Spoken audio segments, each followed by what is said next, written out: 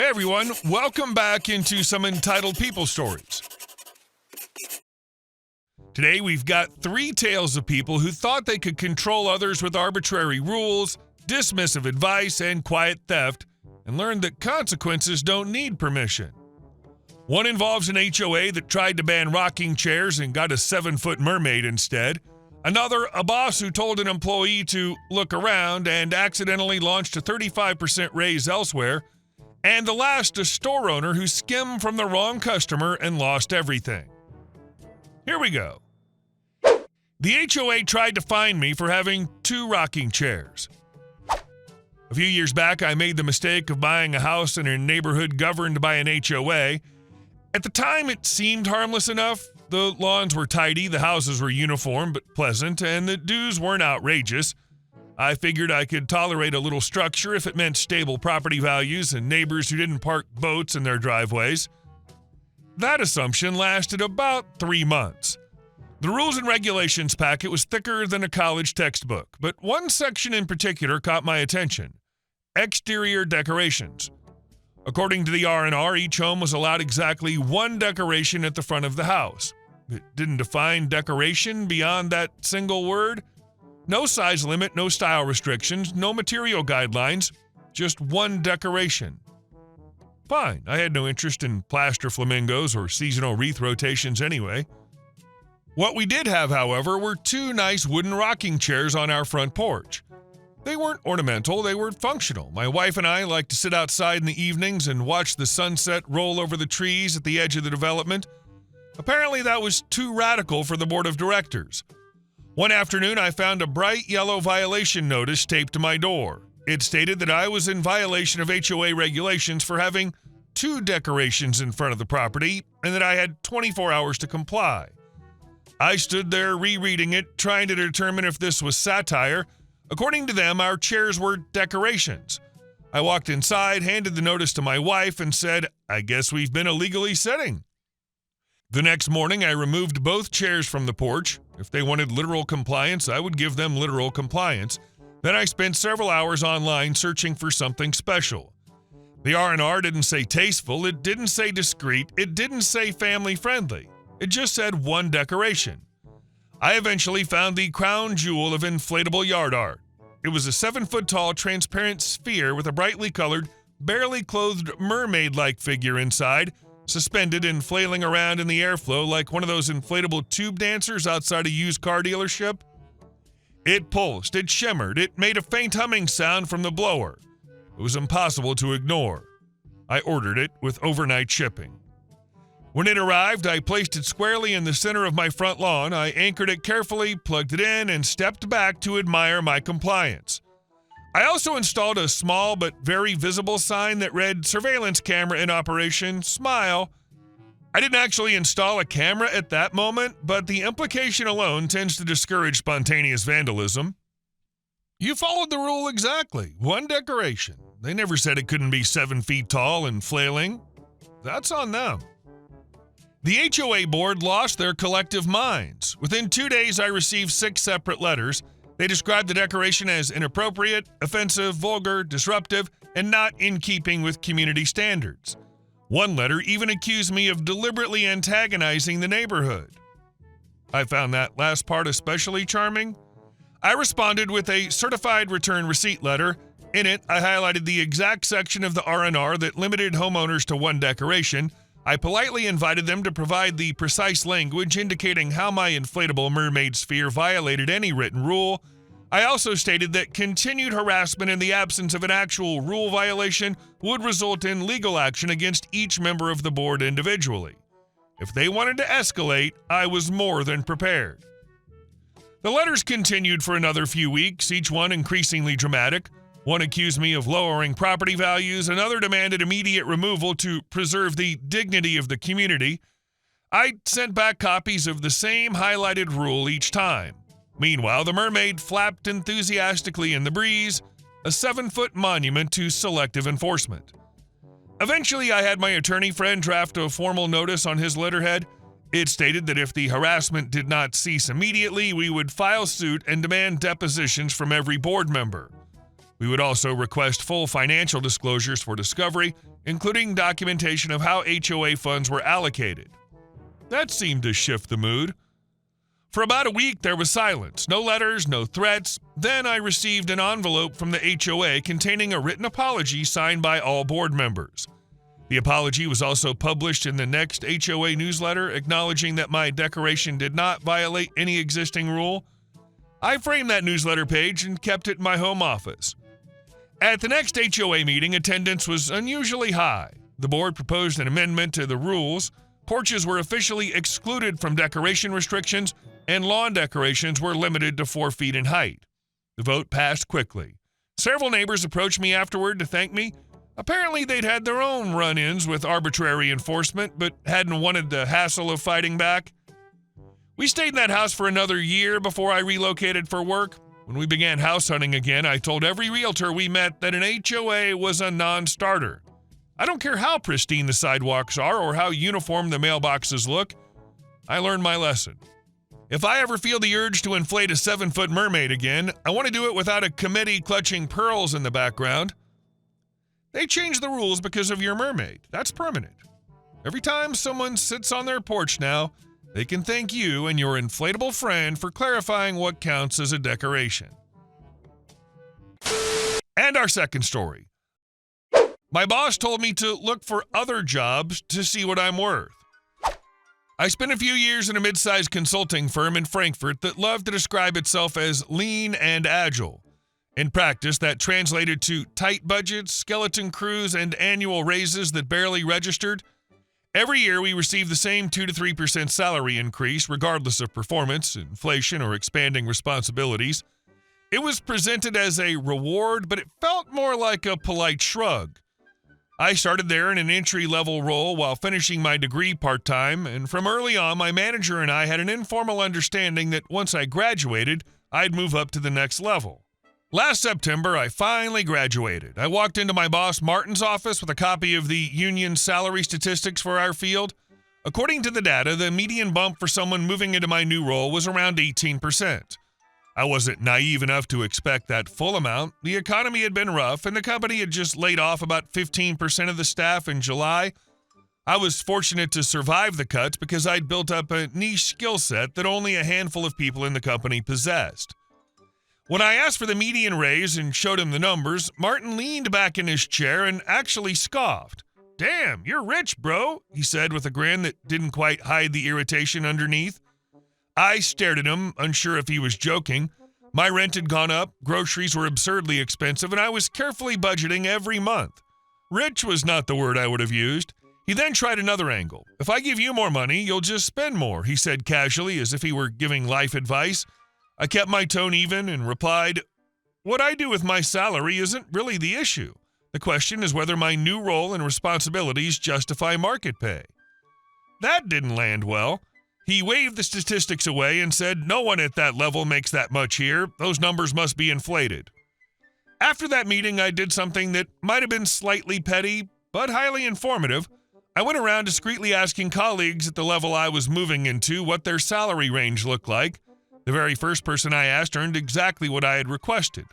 I didn't mention that to Martin immediately, but it confirmed that he wasn't arguing from principle. He was trying to see how cheaply he could keep me. "He called you rich, told you that you'd just waste more money and claimed the industry stats were fake. Meanwhile, your coworker right down the hall was already making exactly what you asked for. He wasn't negotiating. He was just hoping you wouldn't check." He also tried to bring up concerns about my communication. One example he cited was that I hadn't replied to a colleague's email for 3 days. I reminded him that during those 3 days, I had been off-site teaching a course for a client, which he himself had approved. He nodded, but continued listing minor issues as if stacking pebbles would somehow build a mountain. The most entertaining moment came near the end of the conversation. Martin leaned forward and said, "You can go look for other jobs and see what they're offering. You'll see it's not going to get any better." The way he said it, you would have thought he was granting me permission to breathe. I smiled and replied, "That's a fair suggestion." He didn't realize that I would treat it less as advice and more as a challenge. Over the next few months, he dragged the process out. Every time I asked about the status of my promotion, he claimed he was negotiating with HR. It wasn't until December that he finally came back with an offer. "We can do 11%, he said, sounding as if he'd fought a heroic battle on my behalf. That was roughly what I had privately expected from a company known for being frugal. Then he added the condition, "Next year you won't receive the standard 2 to 3% adjustment that everyone else gets." I blinked, so my big promotion came with a penalty clause. I paused for a moment and then said, "Deal." He looked relieved, probably thinking he'd contained the situation. What he didn't know was that I had taken his earlier advice very seriously. By December, I was already deep into interviews with several companies. In January, I received an offer from one of the top firms in our industry, the kind people casually compare to Google or Apple in terms of reputation.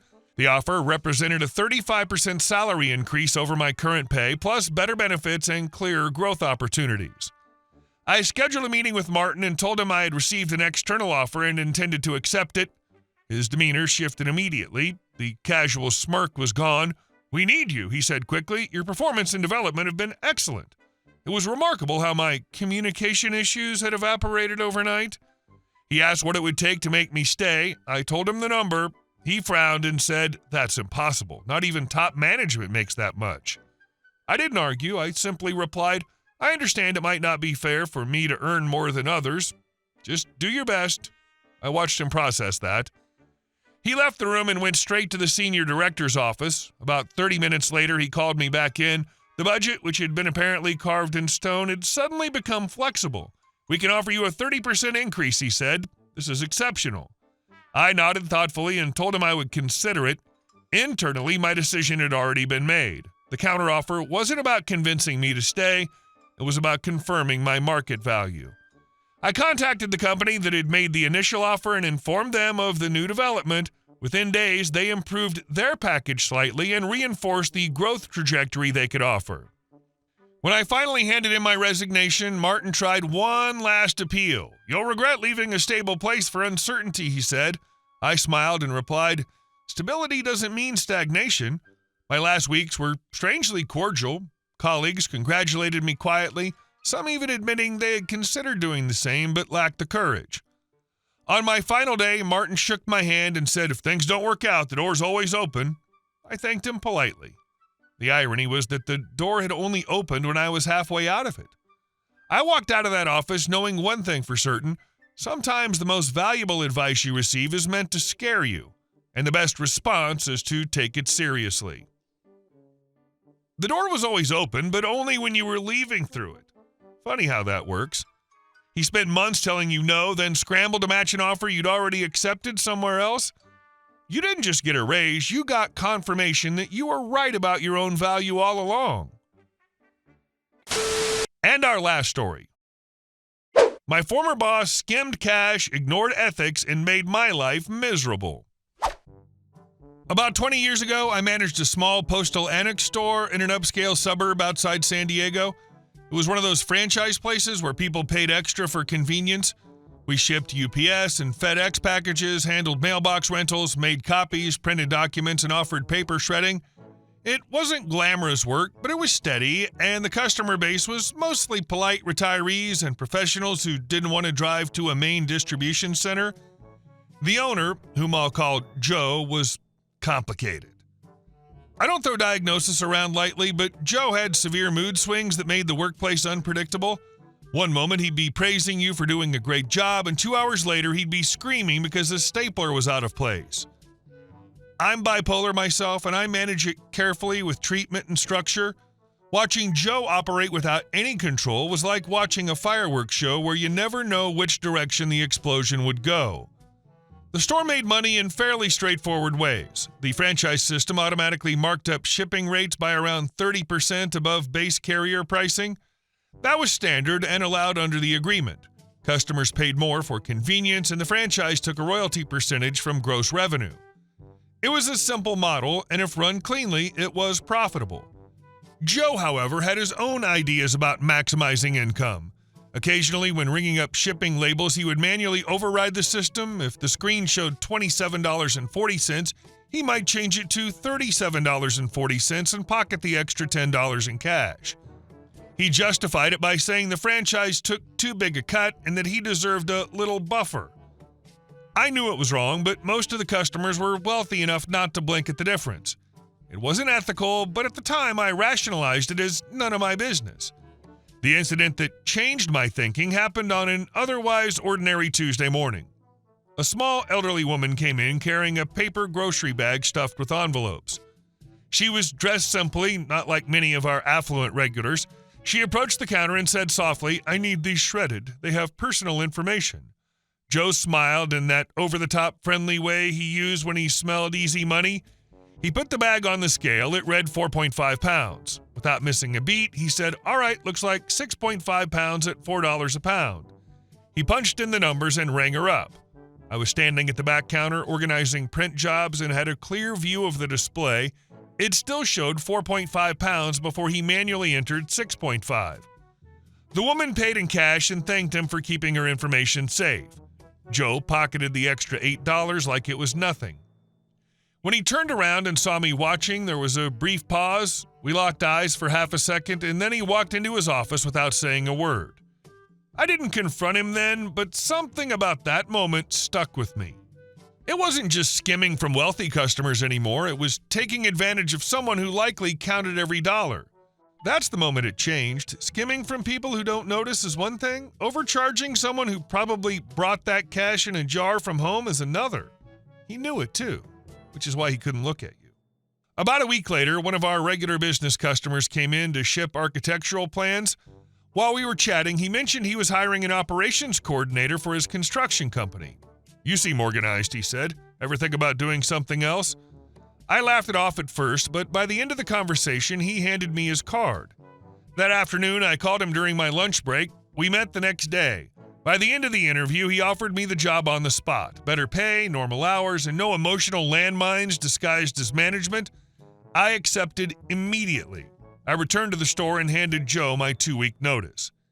He didn't take it well. One day he'd ignore me entirely. The next he'd try to guilt me into staying by saying, "I built this place from nothing." I worked my notice professionally, trained the part-time staff as best I could, and documented procedures. What he didn't fully grasp was that I was the only person there who could troubleshoot the advanced printing software. The other employees could handle basic copies, but when it came to formatting large blueprint files or resolving driver conflicts, they relied on me. On my final day, I walked out with a strange mix of relief and frustration. I couldn't shake the image of that elderly woman being overcharged for shredding. The following Monday, from my new office, I called the franchise headquarters. I asked to speak with compliance and calmly explained what I had observed over several months. I detailed the manual overrides on shipping labels, the unreported cash, and specifically the shredding incident. They listened carefully and asked for dates, approximate amounts, and any documentation I could recall. A few weeks later, I heard through former coworkers that auditors had shown up unannounced. They went through his transaction logs, compared system rates to recorded receipts, and examined his royalty reports. Apparently, they found significant discrepancies between reported income and actual transactions. The franchise filed suit for unpaid royalties and breach of agreement. Joe didn't have the cash reserves to fight a prolonged legal battle. Within months, he was forced to sell the store. The new owner came in with stricter oversight and updated systems that limited manual overrides. As for the printing side of the business, I wasn't there to keep it afloat anymore. My former coworkers told me large print jobs started failing almost immediately. Customers had to be referred elsewhere until the new owner hired someone competent. The revenue drop during that transition didn't help Joe's position either. I never felt triumphant about it. It wasn't revenge. It was more like a delayed reaction to something that should have bothered me sooner.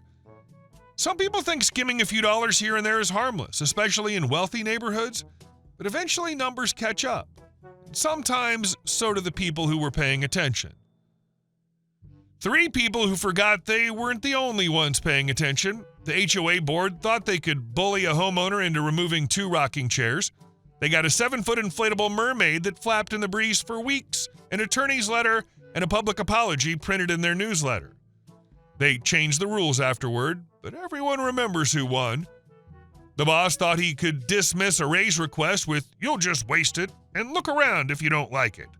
The employee looked around, found a 35% raise at a top firm, came back to say goodbye. The boss scrambled to match an offer that was already accepted elsewhere.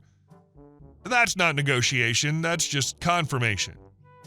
The store owner thought he could skim a few dollars here and there, especially from people who wouldn't notice. He was right until he wasn't. One elderly woman, one overcharged shredding job, one employee who finally called compliance, auditors, lawsuits, forced sale, all because of $8 and a moment of contempt. 3 stories. 1 question. Which one made you smile the most?